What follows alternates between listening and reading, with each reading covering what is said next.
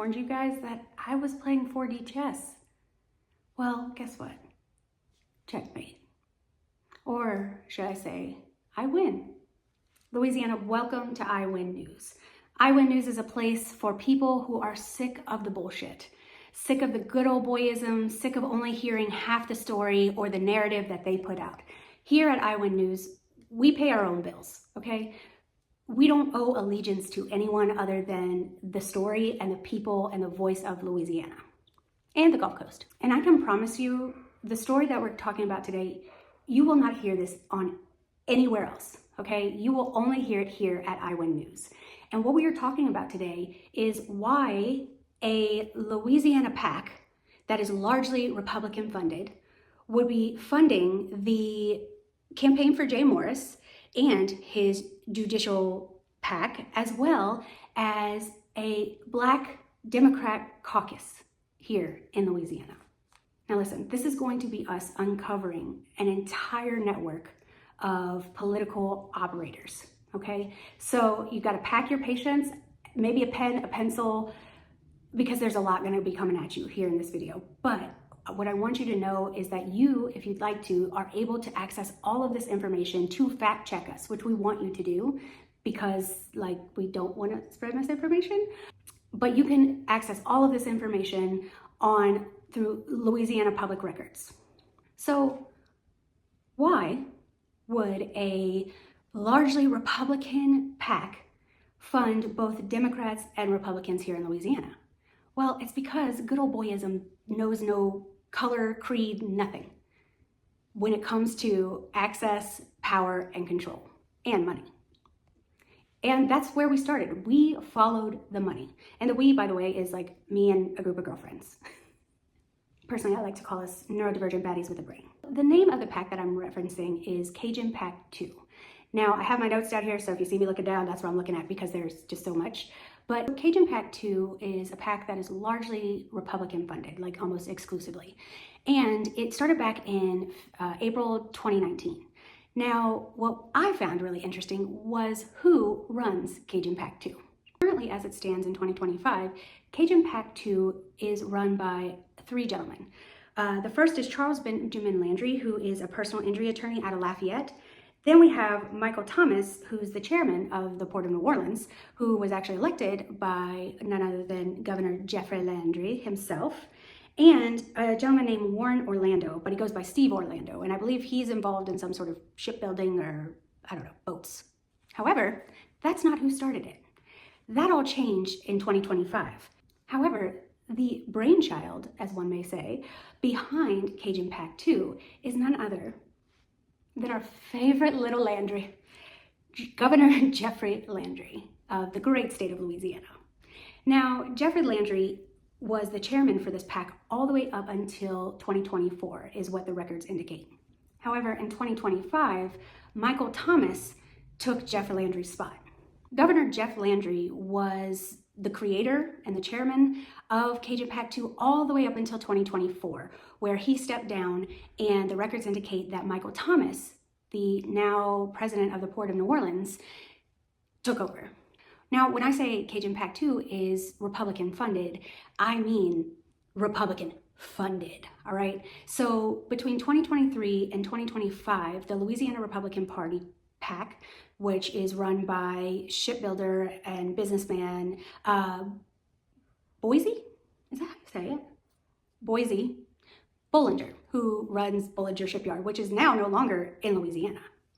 And there's another gentleman who also is affiliated with it, but I honestly can't remember at this moment. If you're from New Orleans, you've seen Bollinger Shipyard, or well, you used to. Now they've moved to Mississippi. But they made over $400,000 in contributions to this PAC from 2023 to 2025, and majority of the spending came towards the end of 2025. Cajun PAC 2 hasn't funded like tons of people. It's funded what I think is a very strategic few. And so I'm going to read off now who they funded. We had Nancy Landry in 2023 with $5,000. Jay Morris, we all know Jay, right? With $2,000. John Fleming with $5,000. DA Colin Sims, who's the DA for St. Tammany Parish, $1,000. Kim Carver, who is the Louisiana State Representative for the St. Tammany Parish area, got $5,000. Mike Johnson, of course, oh my gosh, Mike Johnson got $7,000. And the Acadian Ambulance Employees PAC, which they show up a lot in a lot of different places. So something is afoot there, in my opinion. So the other recipients of contributions from Cajun PAC 2 are Cleo Fields, who is a sitting congressman in like Washington, D.C., like the big boys, and a caucus that is going to be a mouthful, but I'm going to read it all off for you. So it's the Louisiana Black Caucus of Louisiana Democratic State Central Committee, and that was formed back in 2023. Now, I did a little digging, and it's not hard to find, but I wanted to know who was a part of this caucus. And unironically, Mr. Cleo Fields, or Representative Cleo Fields, and a gentleman named Matthew Willard. Now, Matthew Willard is the councilman at large for Orleans Parish.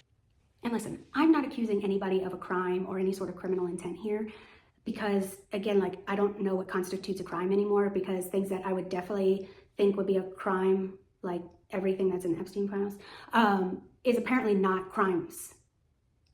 And so I am ignorant of these laws, and my intention is purely for civic education and just to point out all the coincidences that happen over here in Louisiana.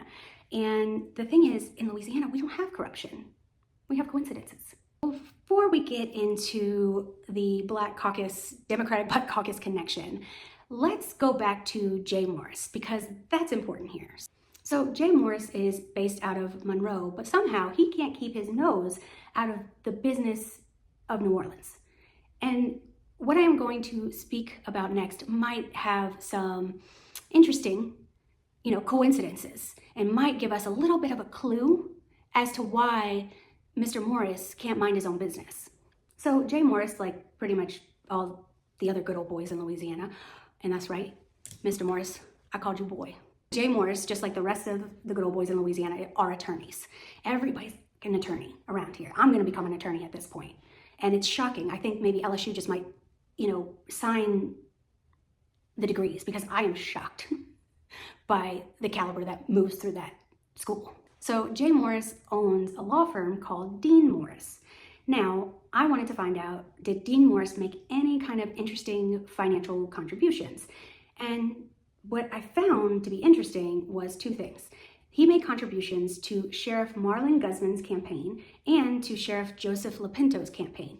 Marlon Guzman was the New Orleans or Orleans Parish Sheriff back from 2004 to 2022. However, he lost recently to a woman named Susan Hudson, and just so happens to be the Susan Hudson who recently got indicted by Liz Merle, or whatever her name is, for the the prison break that happened in Orleans Parish in 2025. So that's just one of those convenient coincidences that happen around here. Now, something else that's important to note about Jay Morris is that he also sits on the Judicial Committee. So basically the committee that makes the laws. It's a very critical committee. And Jay Morris also runs the Louisiana Judicial Integrity PAC. And the Louisiana Judicial Integrity PAC made campaign contributions to Jay Morris's campaign, which that happens, and to Cajun PAC 2. But I also found it to be very interesting that the amount of the amount of campaigns that received contributions from that PAC was also a very short list. And again, to me, seemed like maybe a strategic one. Now, the other folks that were on there was the Independent Insurance Agents and Brokers PAC, which if you're thinking where I'm thinking, let's go. So one of the other really interesting things that I found was a PAC that was listed as having given contributions to the Judicial Integrity PAC, which, integrity, interesting, they just have it listed as Reese PAC. Now, Reese PAC, from what I could see in the records, is connected to Senator Michael Reese, who is the second in charge of the Judicial Committee, and he's based out of Lake Charles. What I found really interesting, though, was the size of the contribution. It was a $50,000 contribution to Jay Morris's Judicial Integrity PAC. But we're going to stop right here and go back and revisit Guzman and Lopinto, because Guzman and Lopinto's names keep coming up. Lopinto was also mentioned. Lopinto is the sitting sheriff for Jefferson Parish. Now, in the campaign finance reports, you will find something called Statement of Organization. And that is essentially like a document that says like when the organization started, who's running it, and all that kind of stuff. Well, Marlon Guzman recently submitted one back in 2025 that indicated that his desire is to run for New Orleans sheriff again, and Metairie is what it said. It was kind of odd to just randomly like say Metairie. Now, back in 2021, Guzman's campaign had received a contribution from Randy Smith for $1,000. Now, something I want to note here is that it doesn't say if it's Randy Smith the individual or Randy Smith the campaign, because Randy Smith absolutely had a campaign, and in Louisiana, you can contribute from campaign to campaign as long as it's a donation. He also received a $5,000 donation from Joseph Lopinto. And again, not sure if it was directly from his campaign, because the records are kind of, they don't indicate that, they just say his name. So I don't want to make any assumptions, but it could be him, the individual, or it could be the campaign. I also found Guzman's campaign contributions to other campaigns to be interesting or coincidental. One of those just so happened to be to a megachurch over here in St. Tammany Parish called Church of the King. Now, Church of the King has just recently set up shop on St. Charles Avenue in the old Masonic building. Now, they've been working on it for quite some time, but I'm not sure if they're open yet or not, but they're calling it the Dream Center. And Marlon Guzman made a contribution, or his campaign made a contribution to that church. And it said in the record that it was for the project on St. Charles. Now, I think it was something like a $200 contribution. But the other thing to note here is that Church of the King is the personal church for Sheriff Randy Smith. This is something that is listed in his bio on the website. And it's apparently something he's very, very proud of, I guess. That's an assumption on my part. But Sheriff Randy Smith's campaign also made campaign contributions to this church, and they were somewhere in the couple $1,000 range. And again, that is, I guess, technically legal as long as they are donations and not to like buy favor in the church.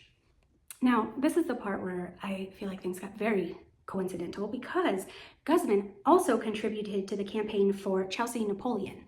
And if you know who Chelsea Napoleon is, she is the other clerk of court for Orleans Parish. So we had Calvin Duncan that was elected by the people and was removed by J. Boy Morris.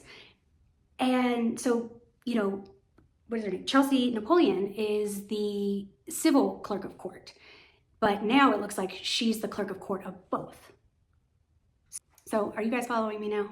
We have Jay Morris's law firm, Jay Morris, the senator who introduced legislation to oust Calvin Duncan and to gerrymander the out of districts here in Louisiana, is connected to Democrat sheriff, or former sheriff, because sir, sorry you lost your job to a woman, Marlon Guzman. The law firm also made contributions to Joseph Lopinto's campaign.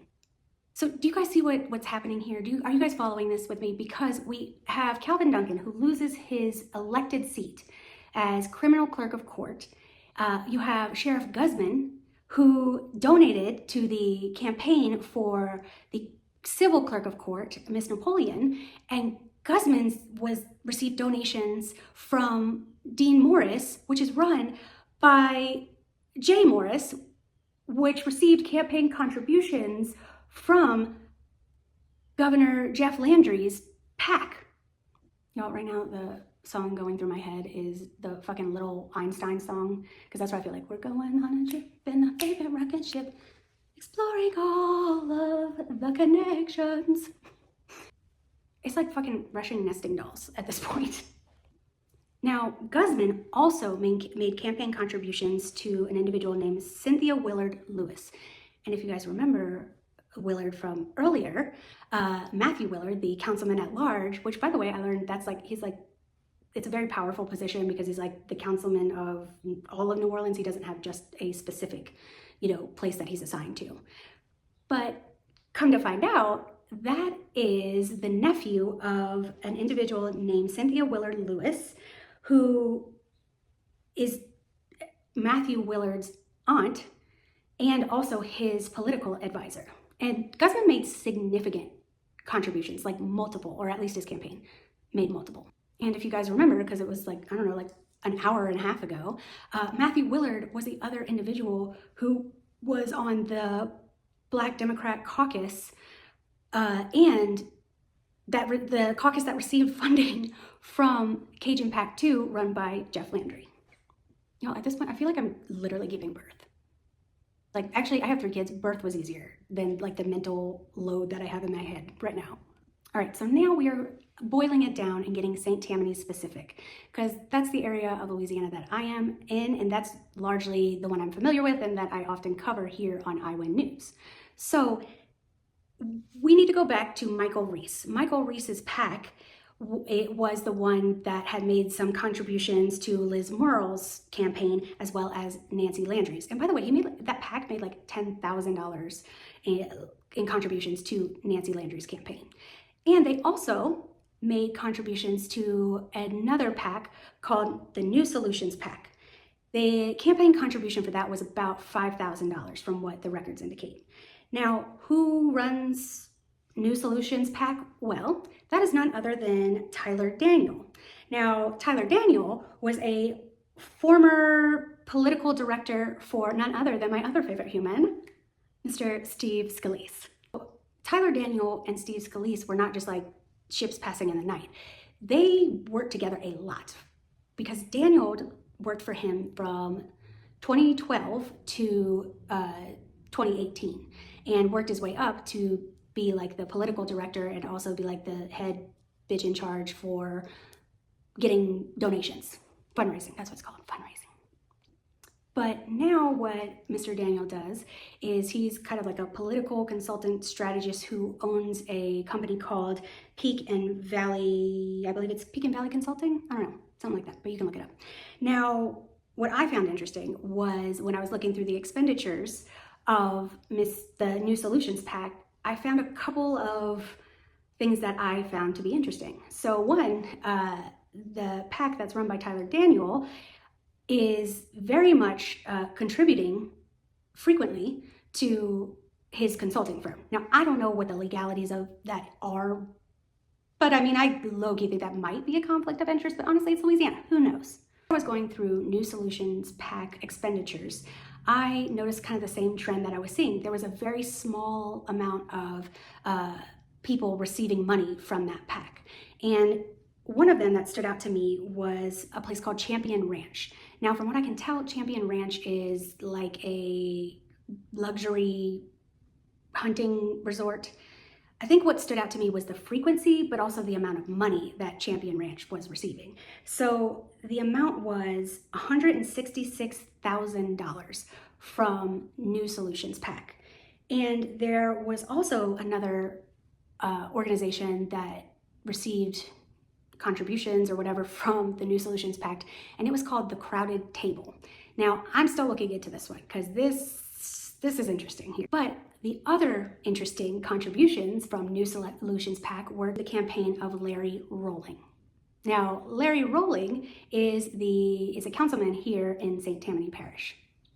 So the next little fun fact I did was I looked up Champion Ranch in the campaign reports. I wanted to see where else they were a recipient or who else they were receiving money from, because that place just seems it's giving me Epstein vibes, is what I will say, in my opinion. I'm not saying that that's what's happening. It's feeling, I'm getting a waft of that. And those folks that came up were the Cameron PAC, Henry J. Cameron, Patrick McMath, and New Solutions PAC, which we've already covered. Now, if you have made it this far, you're a champion, and I appreciate you, okay? And I promise this is like the end of it for now, until I find out more shit. But I wanted to understand the Cameron PAC because that's what I've been doing. And so the Cameron PAC is run by John Cameron Henry, who just so happens to be the president of the Louisiana State Senate. And also a name that popped back up on there was Mr. Joseph Lopinto. And I believe John Cameron Henry is like the senator or whatever for like Jefferson Parish area, from what I could tell. Okay, now this is the last little bit. We're gonna bring it on home because I wanted to look up Patrick McMath because the math doesn't make math with him. And the reason why is because, I don't know, he just seems like a little shit, in my opinion. And his initiatives to defund and basically break up DCFS seem very interesting to me. Patrick McMath made a $10,000 payment to Champion Ranch as one of the campaign expenditures for his campaign. Now, when I was looking at his campaign, what I found was that Patrick McMath was connected to Tyler Daniel, the person who runs New Solutions PAC. All right, so if you followed any of that, congratulations. You now will get a degree from iWin University and a pat on the back and all the gold stars because that was a lot. And to be honest, it was easy to find. It was easy to connect all of these moving parts and pieces. And like I said, I'm not accusing anybody of a crime or corruption or anything. I'm just showing you guys the network that lies underneath and how folks like Mr. Calvin Duncan are essentially collateral damage. And I just want you guys to know, I also looked up Calvin Duncan's campaign finance reports, and his campaign was largely grassroots funded. And I think that's a beautiful thing and also a really frustrating thing because you see the machine, the good old boy network, and you see what they're capable of and how they can just take whatever they want from whoever they want and they don't care. So if you were able to follow this or you enjoy this kind of content or you want to keep going on these deep dives because we do a lot of rabbit holing here, I would love for you to follow me and to subscribe because we are just getting started here at iWin News.